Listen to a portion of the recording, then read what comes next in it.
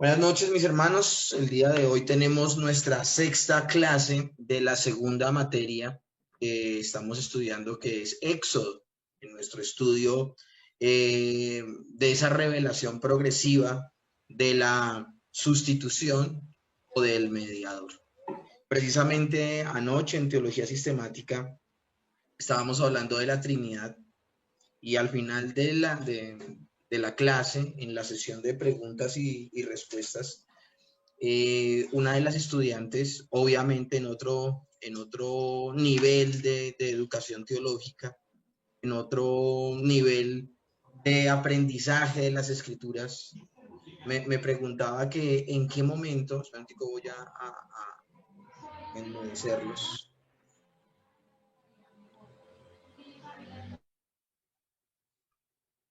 Me decía la estudiante que en qué momento el Señor se había revelado como Padre, como Hijo y como Espíritu Santo, en qué momento las tres personas de la Trinidad se empezaron a llamar así. Y pues obviamente le tuve que indicar que siempre el Padre ha sido Padre, el Hijo ha sido Hijo y el Espíritu Santo ha sido el Espíritu Santo. Pero que en medio de una revelación progresiva, la Escritura fue hablando más detalladamente de esos tres nombres. Entonces, vemos presente siempre a Dios en sus tres personas en la creación, también activo en el plan de salvación.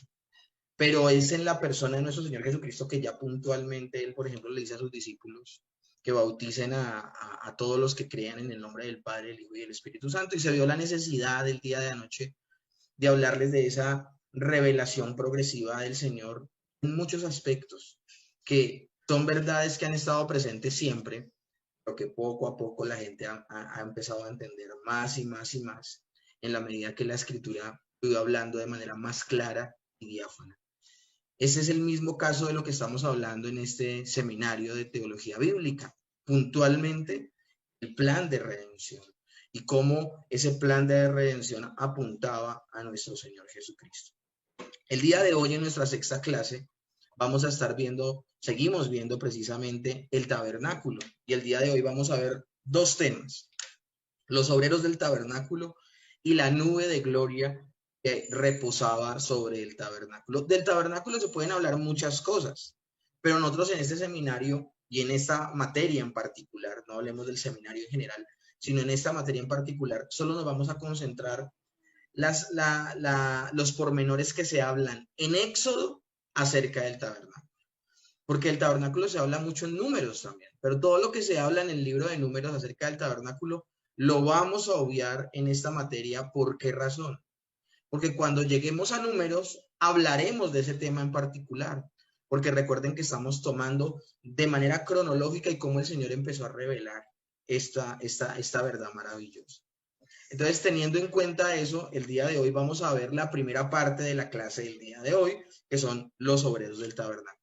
La semana pasada ya les había tocado este tema de manera muy general, a grosso modo, pero hoy vamos a podernos meter en el tema de manera profunda. Esta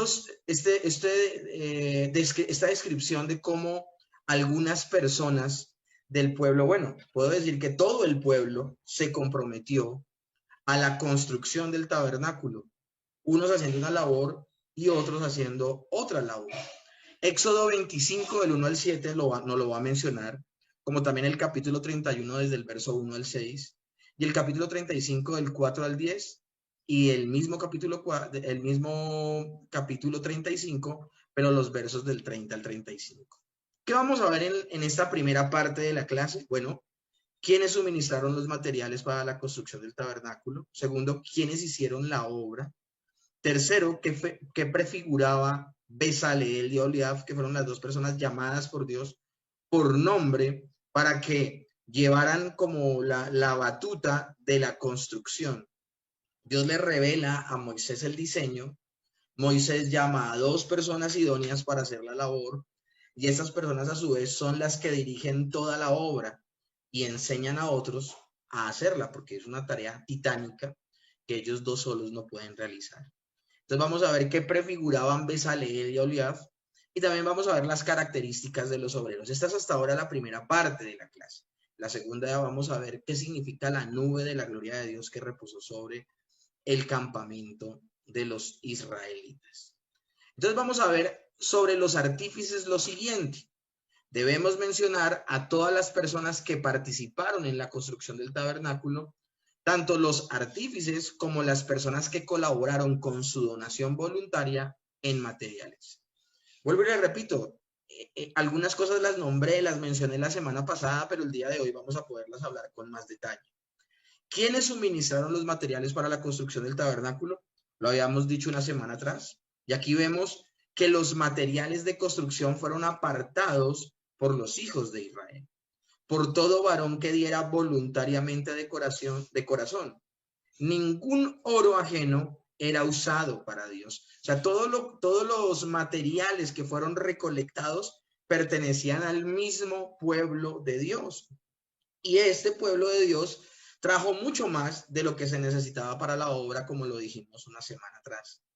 Comparamos entonces Éxodo 36:5 con 2 Corintios 8:12, que dice lo siguiente: porque si primero hay la voluntad dispuesta, será acepta la ofrenda, según lo que uno tiene y no según lo que uno no tiene.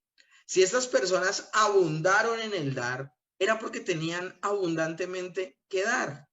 Y por eso hay una máxima a la hora de ofrendar para la obra de Dios, y es que uno debe dar conforme a lo que tiene y no conforme a lo que no tiene.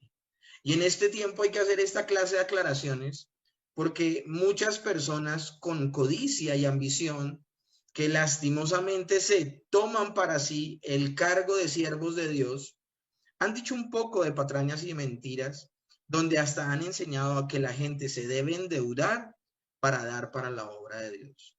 Yo estuve militando en un lugar 15 años donde invitaban a las corporaciones bancarias a la iglesia para que le diera tarjetas de crédito a las personas y que las personas a través de esas tarjetas de crédito hicieran unos avances. En mi caso, por ejemplo, les hablo de 200,000, 500,000 pesos para poder pactar en la iglesia. Imagínense. Eso no tiene asidero bíblico, mis hermanos. Siempre el Señor le da pan al que siembra, y, semilla al que siembra y pan al que come. Eso es una máxima de las escrituras en lo que es la teología con respecto al dar. Una persona no debe dar de lo que no tiene. Como dice 2 Corintios 8:12, si hay la voluntad dispuesta para dar, según lo que la persona tenga, no según lo que la persona no tenga. Es importantísimo tener que decir esto y bueno, es una vergüenza tener que hacer esta clase de aclaraciones, pues que se han dicho tantas locuras acerca de este tema que hay que definitivamente hacerlo. Debemos mencionar que todas las personas que participaban en la construcción del tabernáculo, tanto los artífices como las personas que colaboraron con su donación voluntaria de materiales, participaron activamente de la obra de Dios.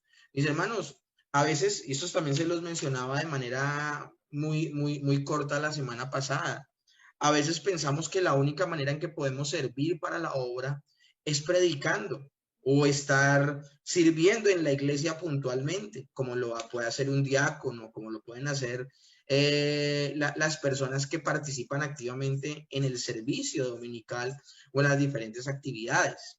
Pero no, hay otras formas de servir para la casa de Dios y una de ellas es precisamente apoyando la obra con una donación, con una ofrenda. Si se dan cuenta, los términos que se están hablando aquí no son términos de diezmo. Los términos que se hablan aquí son términos de ofrenda. Pasando ya de esta parte, hablemos de quiénes hicieron la obra. Éxodo 31, del 1 al 6, nos lo dice, y de hecho, cuando les mencioné los puntos que íbamos a tocar en esta primera parte, también lo dice. Además de la liberalidad en dar las ofrendas, hacía falta la dirección para la construcción, puntualmente hablando de ella. Por lo tanto, Dios usó hombres capacitados en toda arte para proyectar diseños, artífices que habían sido dotados por Él con dones especiales para que asumieran la responsabilidad de su obra. Y es que es así, mis hermanos. Dios al que llama, lo capacita. Eso es interesante que lo tengamos en cuenta. Aquí dice artífices que habían sido dotados por Dios con dones especiales para que asumiesen la responsabilidad de la obra. Dios no llama a los capacitados, Dios capacita a los que llama. Esto es importantísimo que lo tengamos en cuenta. Estos dones de estas personas, puntualmente los obreros, como también Bezaleel y Oliab, son dones que habían sido entregados, que habían sido dados por Dios puntualmente para esta obra. Así los obreros que participaron en la construcción del tabernáculo tenían que ser enseñados por aquellos que fueron llamados por el Señor y preparados para ejecutar el trabajo. A mí me llama la atención, mis hermanos, que a mí Dios me llama al ministerio, me llama a la obra, pero tengo que entrar en un tiempo de capacitación, un tiempo de capacitación teológica, un tiempo de capacitación para poder hacer la labor de manera idónea y de manera correcta. Una responsabilidad muy grande es enseñarle al pueblo. Pero lo interesante es que Dios a uno lo capacita para uno rendir frutos ante esa capacitación. Entonces esto es interesantísimo, mis hermanos, porque esto no es de que, no es como en la película Matrix que meten un chip y uno en 2 segundos ya aprendió a predicar. No, mis hermanos, uno tiene que capacitarse, pero juntamente con esa capacitación hay un don para enseñar, un don que es evidente a las personas, donde uno explica, donde uno toma conceptos de pronto muy complejos y los lleva a un ámbito donde se vuelve un poco más sencillo y la gente puede entender conceptos muy complejos. Esa es la capacidad que tiene la persona que Dios le ha dado un don. Ahora, el hecho que nos dé un don el Señor no quiere decir que nosotros no necesitemos capacitarnos en ese don. No significa que una vez ya somos perfectos en esa labor. Tenemos que capacitarnos. Esos dos contrastes, esas dos situaciones de tener un don dado por Dios y por otro lado capacitarse, lo vemos en Bezaleel y Oliab, tienen el don, pero por otro lado también vemos a las personas que tuvieron que capacitarse para poder desarrollar ese don. Entonces vemos esas dos, podemos hablar como de esos dos tiempos en esa manera correcta de hacer la labor. Entonces cabe mencionar que los artífices, esos artífices, mencionamos los que contribuyeron en la tarea de levantar el santuario. Si ustedes se dan cuenta, el texto dice de manera general, todo sabio de corazón, Éxodo 35. Todo sabio de corazón iba a ser convocado para hacer la obra, para hacer la labor. Pero Dios llama a dos responsables llenos del Espíritu Santo y de sabiduría de corazón para realizar la obra. Y estas dos personas son Bezaleel y Aholiab. Ahora, me llama la atención que también Éxodo 35, el 25 al 26, habla de las mujeres. Todas las mujeres sabias de corazón. Entonces estamos también hablando de que las mujeres también fueron involucradas en esta labor. Éxodo 38:8 leemos, también hizo la fuente de bronce y su base de bronce de los espejos de las mujeres. Esto es interesantísimo. Yo quise traer una cita bíblica para que ustedes se den cuenta del papel que tenían importante las mujeres al interior del servicio en la construcción del tabernáculo. De hecho, de ese texto dice Alfred Edersheim, que cita un comentario muy interesante que quise traer a colación el día de hoy. Hay una tradición judía que dice que las mujeres habían construido con sus riquezas para el tabernáculo, pero que rehusaron hacerlo para hacer el becerro de oro, cosa que se deduce del relato de Éxodo 32:2 comparado con el versículo 3. Escúchenme bien esto. Hay una tradición judía de que las mujeres habían contribuido con sus riquezas para el tabernáculo, pero que rehusaron hacerlo para hacer el becerro de oro, cosa que se deduce del relato de Éxodo 32. Ustedes recuerdan que las personas, el pueblo en general, cogió de las alhajas y de lo que Dios les había permitido recoger de los mismos egipcios y lo usaron para hacer un becerro. Pero vemos a las mujeres guardando, por ejemplo, sus espejos de bronce para no hacer ese becerro. Es una cosa impresionante. Las mujeres no solamente se desprendían de sus pertenencias personales como objetos para proveer para la obra del Señor, sino que también participaron en el servicio del tabernáculo Y luego, posterior a cuando llegaron a la tierra prometida y ya no eran más nómadas, ya no tenían que desarmar la tienda portátil, sino que se hizo un templo fijo. En el templo también las mujeres sirvieron, porque a la mujer le era permitido hacer voto de consagración. Eso lo vamos a ver más adelante cuando veamos el libro de Números, y también lo vamos a ver en Primera de Crónicas 25. Ahora, Éxodo 38:8 también hace referencia a las mujeres que velaban a la puerta del tabernáculo de reunión. Entonces, vemos una actividad bien importante, que es necesario, que es de verdad importante resaltar en cuanto a las mujeres en el servicio del tabernáculo. El término traducido cuando se habla de que velaban a la puerta del tabernáculo significa que servían, pues es la misma palabra usada para el ministerio de los levitas. Literalmente las mujeres veladoras de milicia sagrada, o las milicias femeninas, eran conocidas de esa manera, que prestaban servicio a la entrada de la tienda de reunión. Entonces esto es importantísimo que nosotros lo tengamos en cuenta, que lo traigamos a colación, porque no muchas veces se habla de estas cosas. Y me llama poderosamente la atención que la escritura resalte que la fuente de bronce que estaba ubicada entre el atrio exterior y el lugar santo fue hecho de bronce, pero de los espejos de las mujeres de Israel. Es muy importante. Esta parte del tabernáculo, esta parte del mobiliario, cuando lleguemos el momento de estudiarla, ustedes se van a dar cuenta pues lo importante que es y lo que significa. Entonces, que haya una participación activa de las mujeres en esta situación es bien importante. Pero vamos a ir en particular el día de hoy a lo que prefiguraba el primer personaje llamado por nombre, Bezaleel. Podemos ver en Bezaleel al Señor Jesús tipificado, y por ello vamos a dar las razones de las cuales podemos apoyarnos para decir esto. Yo sé que muchos de ustedes habían sido en algún momento escépticos con las tipologías, pero cuando vemos algo tan impresionante como lo que les voy a mencionar de Bezaleel, pero también de Aholiab, porque es que Bezaleel representa a Jesús, pero Aholiab representa al Espíritu Santo, y cuando les dé las pruebas que hay bíblicas para decir eso, nos vamos a aterrar.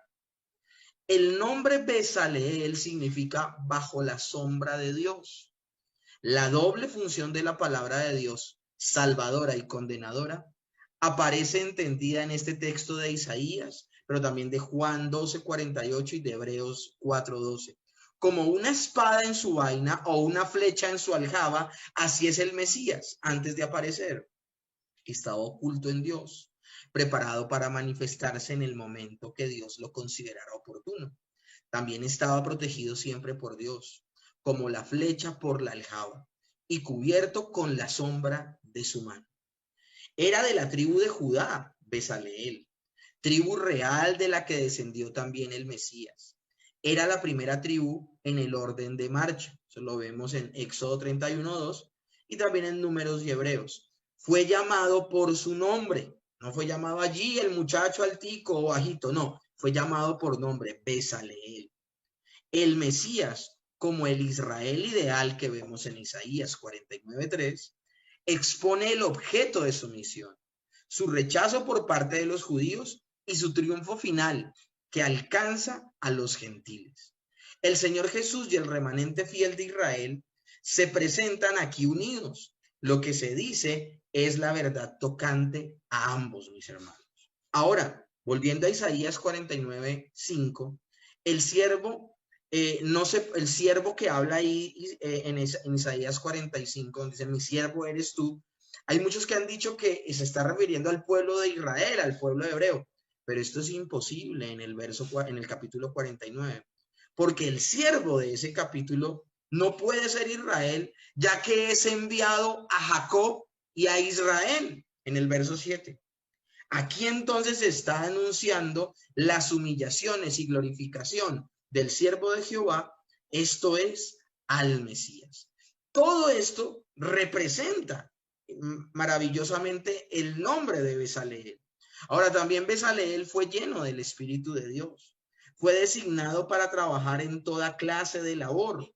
Es en virtud entonces de la obra consumada de Cristo, por la que vino luego a la iglesia, el Espíritu Santo y se convirtió en morada de Dios, el creyente. Entonces, mis hermanos, es importante que tengamos todo esto en cuenta. Hay muchas de estas cosas que yo ya las había hablado en otras clases. Ahora, la pregunta del millón es, ¿qué representa ahora? ¿Qué prefiguraba Aholiab? Bueno, como se los mencioné, Aholiab, como ayudador de Bezaleel, viene a ser la figura representativa del Espíritu Santo. Bezaleel también tenía sus colaboradores. Aholiab fue puesto con él, es decir, con Bezaleel, por Dios mismo. ¿Qué privilegio el que tuvo Aholiab? Su nombre significa tienda del Padre. Eso significa Aholiab, tienda del Padre.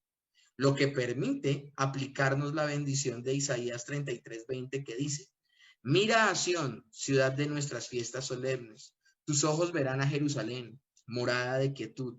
Tienda no será desarmada, ni serán arrancadas tus estacas, ni ninguna de tus cuerdas será rota, porque ciertamente allí será Jehová para con nosotros fuerte, lugar de ríos, de arroyos muy anchos, por el cual no andará galera con remos, ni por él pasará gran nave, porque Jehová es nuestro juez, Jehová es nuestro legislador, Jehová es nuestro rey, él mismo nos salvará. Esto es impresionante, mis hermanos, que el nombre Aholiab signifique tienda del Padre, y que tomemos Isaías 33:20, porque está hablando de la casa de Dios, está hablando de la tienda de Dios, recordando al tabernáculo, pero también recordando al templo. Tengan eso allí, porque ya les voy a decir, eso es importante. Aholiab venía de la tribu de Dan, que era la última tribu en formar en el orden de marcha. Mientras Judá iba de primeras en orden de marcha, Dan era la última en marchar. Y su posición en el área del tabernáculo ocupaba el lugar más alejado al norte del campamento. Es decir, mientras Judá estaba más cerca, Dan estaba más lejos. Cuando nosotros hablamos del Espíritu Santo, nosotros tenemos que hablar obligadamente de que el Espíritu Santo, su ministerio es exaltar al Hijo. El Espíritu Santo nunca se exalta a sí mismo. Se puede decir que el Espíritu Santo, él trabaja tras bambalinas. El Espíritu Santo tiene una obra tan de bajo perfil, y cuando hablo de bajo perfil no quiero decir que no sea importante, porque ya hemos hablado de la obra del Espíritu Santo y es importantísima, pero es que la obra del Espíritu Santo siempre ha buscado exaltar a Cristo y que entendamos lo que la obra de Cristo ha operado en la vida del creyente. Es por esa razón que es tan maravillosa la modestia de una tribu como la de Dan, la más lejana, la que era última en marchar, hacer como ese paralelo con el Espíritu Santo. Dice E.F. Blatter: así el Señor nos enseña que puede escoger a sus vasos de cualquier parte. Él llama a un apóstol educado a los pies de Gamaliel como Pablo, y a otro de la barca de unos pescadores en el mar de Galilea como a Simón Pedro. Aholiab, como ayudador de Bezaleel, viene a ser entonces la figura representativa del Espíritu Santo de Dios. Esto es maravilloso que podamos hacer este estudio y que podamos hablar de este tipo de cosas, porque el Señor ya ahí estaba mostrando esa revelación maravillosa a partir de la misma historia que está cumpliéndose cronológicamente. Ahora, debemos tener algunas observaciones para recordar. El Espíritu Santo es el artífice divino enviado para edificar lo que Dios ha determinado que sea su casa espiritual y sacerdocio santo, o para ofrecer sacrificios espirituales agradables a Dios por medio de Jesucristo. Ahora, ¿cuál es esa casa espiritual? Esa casa espiritual es el creyente. ¿Cuál es el sacerdote santo? El creyente. ¿Cuál es la ofrenda que el creyente ofrece? Su vida en sacrificio vivo, santo y agradable a Dios, que es su culto racional. Por eso esto está dicho en 1 de Pedro 2:5, donde posteriormente en el verso 9, el mismo apóstol va a decir: mas vosotros sois linaje escogido, real sacerdocio, nación santa, pueblo adquirido por Dios. Por eso, mis hermanos, el Espíritu Santo habita en nosotros y nosotros nos convertimos en casa de Dios. Dios, hablando del creyente, se convierte en casa de Dios. Ahora, el modelo de la casa, de ese tabernáculo que iban a hacer, de esa tienda portátil, era celestial, según fue mostrado a Moisés en el monte. Eso lo podemos ver en Hebreos 8:5. Y de acuerdo con el mismo modelo que fue entregado a Moisés, trabajaron Bezaleel y Oliab hasta terminarlo. Al ser elegido por Moisés, la gloria del Señor llenó el tabernáculo, como ya lo hablamos en el resumen de Éxodo en el capítulo 40. Eso es tremendo, mis hermanos. Estuvo en la mente de Dios, y en la mente de Dios se lo transmitió fielmente a Moisés, y Moisés fielmente se lo transmitió a Bezaleel y Oliab. Y Bezaleel y Oliab, al llevarlo a cabo con los demás obreros, el tabernáculo quedó tal cual como había estado en la mente de Dios. Esto es maravilloso. Aún este proceso del que les he hablado, podemos comparar la escritura. Por eso es que la escritura son las fieles palabras de Dios, porque en ese proceso, desde el Señor quererse revelar hasta que se reveló por los autores bíblicos, fue fiel la manera en que lo describieron los autores bíblicos. Esto es un paréntesis que hice, ¿no? Así Dios ha revelado un diseño para su pueblo en la era presente y ha dejado claras las instrucciones en cuanto a la edificación de su obra. Nosotros podemos ver en Marcos 16:20 cómo dice lo siguiente: y ellos saliendo predicaron en todas partes, obrando el Señor con ellos. Y así continuará la obra del Señor hasta alcanzar al último escogido. Y entonces Dios, él mismo, verá el fruto de la aflicción de su alma y quedará satisfecho. Mis hermanos, entonces esto es impresionante, cómo el Señor ha tenido un propósito y lo ha llevado a cabo puntualmente. Nada se quedará sin realizar. Entonces esto es importantísimo. Pero también mencionemos las características de los obreros. Hagamos un resumen de sus particularidades. Tenían, mis hermanos, estos obreros, que ser enseñados por Bezaleel y Oliab, así como los creyentes serían instruidos por el Espíritu Santo.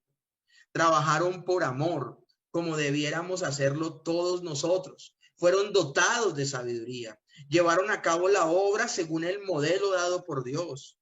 También aportaron todo material abundante y de sus bienes propios. Llevaron toda la obra a Moisés para su aprobación, así como nuestras obras serán juzgadas por el mismo Cristo. Moisés bendijo a los artífices. Moisés levantó el tabernáculo de reunión. Nadie más conocía el modelo de Dios como el mismo Moisés, pues a él le había sido dado. Y así también Cristo, mediante la obra de su Espíritu, es quien siempre edifica la iglesia. Es Cristo quien edifica su iglesia, pues solamente lo puede hacer él. Entonces esto es increíble y es maravilloso.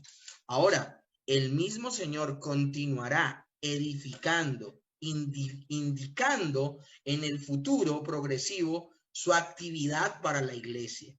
Hechos 2:47 dice literalmente, y el Señor seguía añadiendo cada día a los que iban siendo salvos. Cuando dice que continuaré edificando, es un indicativo futuro progresivo activo. Cuando habla de seguir añadiendo, habla de un imperfecto activo. Pero cuando dice a los que iban siendo salvos, habla de un participio presente pasivo. Habla de cómo es el Señor el que añade a la iglesia a los que han de ser salvos. No es una obra activa de los creyentes. Los creyentes sencillamente predicamos la palabra, la escuchamos, pero es Dios el que activamente obra para el crecimiento, tanto en madurez como numéricamente, de la iglesia. Ahora, en esta segunda parte de la clase del día de hoy, veremos la nube de la gloria en el tabernáculo. Y van a ser dos partes las que vamos a ver: la nube de gloria divina y las lecciones espirituales de dicha nube de gloria. Entonces, mis hermanos, vamos a hablar de algo bien interesante. Todas estas secuencias tienen una proyección y aplicación didáctica del carácter doctrinal.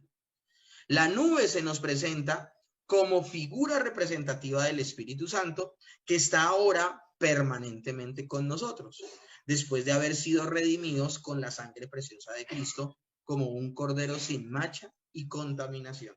Esta tarde tenía una conversación maravillosa con mi familia acerca de cómo obró el Espíritu Santo en el Antiguo Testamento y cómo obró luego del Pentecostés.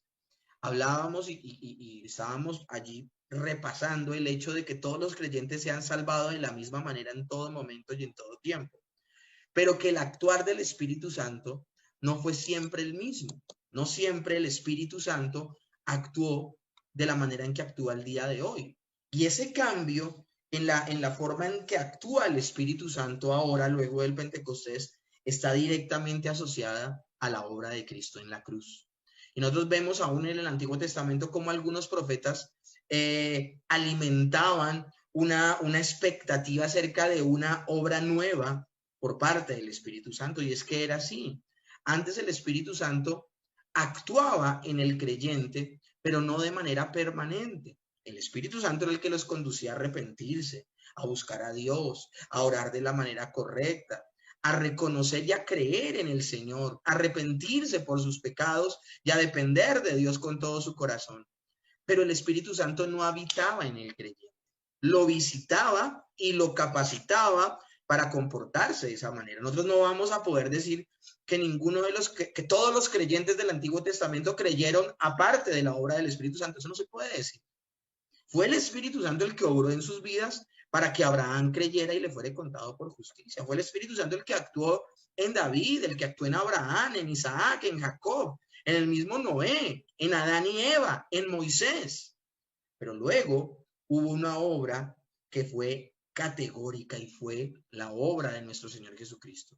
Y luego de que su obra ha sido consumada y Él está sentado a la derecha del Padre, el Espíritu Santo es enviado a los apóstoles y ya en primera instancia empieza a reposar de manera permanente en 120 personas en el aposento alto en el Pentecostés. Cuando nosotros vemos la nube que reposaba en el tabernáculo, la nube reposó, escúchenme bien, durante 40 años, de día y de noche, en el tabernáculo, ya sea como nube o como columna de fuego. Y eso era un aviso, eso era una muestra de cómo iba a morar el Espíritu Santo de manera permanente en los creyentes luego del Pentecostés. Entonces, mis hermanos, esto es maravilloso, porque nosotros vemos en el mismo libro de Éxodo todos los papeles y labores que hacían las tres personas de la Trinidad. El Padre forma el plan de salvación, el Hijo lo cumple, lo ejecuta, y el Espíritu Santo lo aplica a la vida de los creyentes. Cristo y el Espíritu Santo obran conjuntamente. El ángel de Jehová y la nube siempre están asociados. Otro consolador lo llamó el Señor Jesucristo. Y él decía, es necesario que yo me vaya para que el consolador venga. Un trabajo en equipo. Otro de la misma clase. Y dice, os lo enviaré, porque el Espíritu Santo iba a hacer la obra que en su momento hizo el Señor Jesús cuando estuvo en la tierra. ¿Quién era el que les daba fe a los discípulos? El Señor Jesucristo. ¿Quién era el que les enseñaba más puntualmente las Escrituras? ¿Quién fue el que los llevó a tener convicción de pecado? ¿Quién fue el que los condujo a permanecer, a perseverar en la fe? El Señor Jesucristo. Pero el Señor Jesucristo de manera física se iba a ir. Y una vez de que de manera física se va el Señor Jesucristo, su naturaleza humana, su naturaleza divina va a estar con ellos permanentemente. Acuérdense lo que dice Mateo, yo estaré con vosotros todos los días hasta el fin del mundo, amén. Pero Él les envía ahora al Espíritu Santo, y el Espíritu Santo es el que los guiará a toda verdad, el que les enseñará.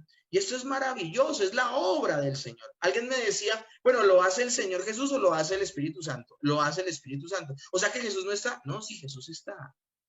Pero nosotros hacemos mal en dividir a Dios. Cuando nosotros decimos que el Espíritu Santo habita en el creyente, estamos hablando de que el Padre y el Hijo también están presentes. Nosotros no podemos dividir a Dios, pero tampoco podemos obviar la obra de cada uno de ellos. El Padre es el que envía, el que planea, el que manda. Hablamos de que el Hijo es el que cumple, el que ejecuta, el que consuma, y el Espíritu Santo es el que aplica a la vida del creyente. Así vemos pues que el Señor primeramente nos redimió por su sangre, la obra del Señor Jesucristo, que es nuestro refugio, y luego nos sella con el Espíritu Santo, las arras de la promesa. Esto es maravilloso, es maravilloso. Ahora, es también importante, mis hermanos, poder mencionar las lecciones espirituales de la nube gloriosa que aparece en el tabernáculo. Es importante que nosotros lo mencionemos, varias cosas a las cuales más hay que mencionar y que son interesantes, de manera suma son interesantes. Se nos dice acerca de la nube, por cuanto ella no era un simple vapor condensado, sino un símbolo de la refulgente Chequiná. Cuando hablamos del término Chequiná estamos hablando de la gloria de Dios. Una Chequiná representativa de la gloriosa presencia del Señor entre su pueblo. Entonces vamos a considerar lo siguiente.